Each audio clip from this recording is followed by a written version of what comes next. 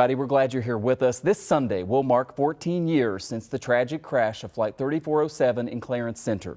It was the deadliest disaster in Western New York history.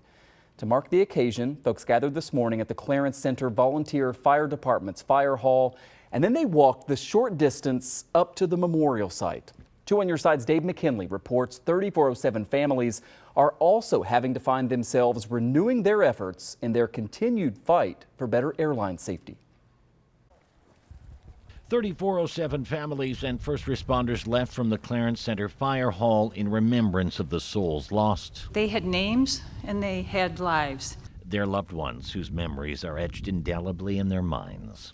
They came from 8 countries of the world and 9 states. And their spirits ever present along the 1-block trek to the site of the memorial that exists where the home that the plane crashed into once did, where a prayer was said. We give you thanks for all the lives that we loved that are here with us now. Before flowers were laid on the memorial with their names. Each loss devastated family and friends. And a wreath was placed in honor of them all. They made the world a better place. But this day of remembrance was also a day of reminder, as this anniversary falls as the FAA reauthorization bill still pens, and with it the concern that some may push to roll back some of the training requirements of pilots that came about as a result of the crash caused by pilot error, and which the 3407 families lobbied so hard to get. But it's both remarkable and sad that we're still having to go and fight in Washington, nearly 14 years later.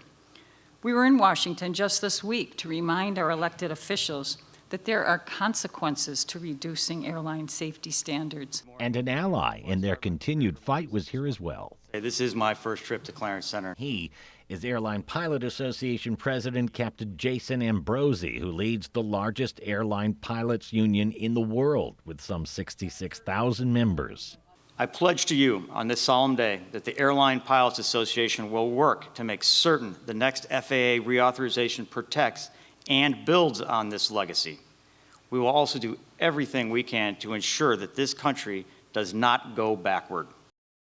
And Dave joins us now. So on that note, the last time the FAA reauthorized, or Congress reauthorized the FAA bill, it was 2018. Yeah. Back then, they were able to keep all of these standards in place. Any reason to think that it might be more of a struggle to do that this time? Well, in this case and this time around, Michael, you do have at least one congressman of note, Sam Graves, who chairs the Transportation and Infrastructure Committee, who recently expressed opposition to the 1,500-hour rule for training as a requirement for pilots. And then there are airlines. Like every other industry, they're facing a labor shortage. Just a couple of months ago, Republic Airways, a regional carrier, did request a reduction in flight hours for graduates of its flight school as a way to help address that pilot shortage. The FAA, as you probably know, Michael, said no.